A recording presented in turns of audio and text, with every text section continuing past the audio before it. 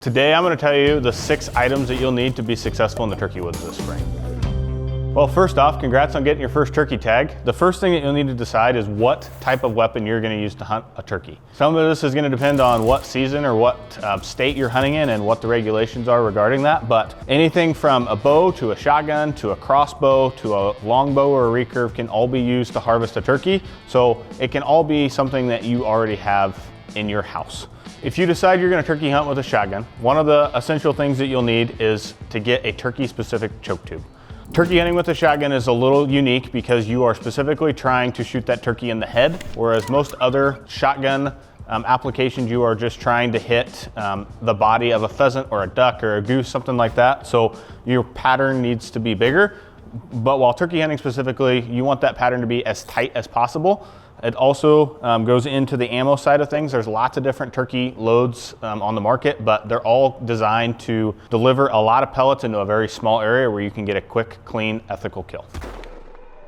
Could you get it done with your pheasant shotgun with a pheasant choke and pheasant ammo? Probably, but it's not the most efficient way to get it done. So in order for you to have the highest chance of success, I highly recommend a turkey choke and turkey shells. On the other hand, if you decide that you want to harvest a turkey with a bow and arrow, or maybe that's what your tag is specific for, you can use the same setup that you use for all of your other archery hunting. The only small change that I make is what type of broadhead I use. I try to use a larger expandable head to give me the most room for error because the vitals on a turkey are so small. So the bigger cutting diameter heads typically work a little bit better.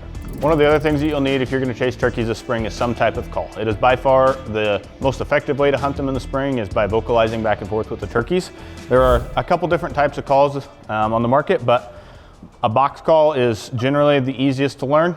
It's the go-to. It's what I started with when I was a kid, and it's going to be an easy option for you.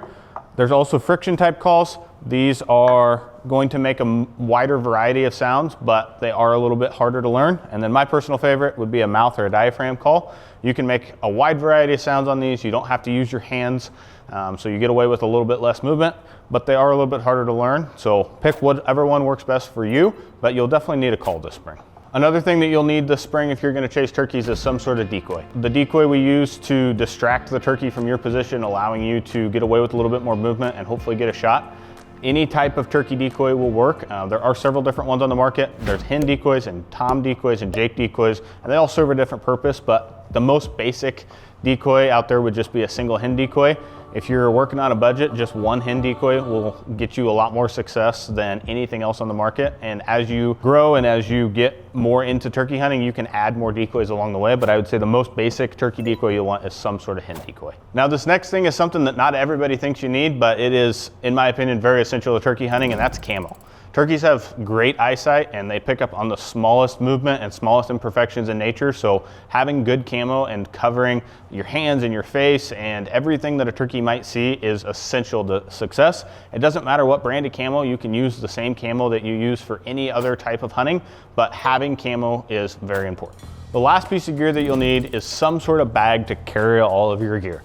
I have this little fanny pack here, but even a backpack that you use for other types of hunting or any sort of bag that you already own will work just fine. But typically when you're turkey hunting, you're covering a lot of ground, checking out some different places.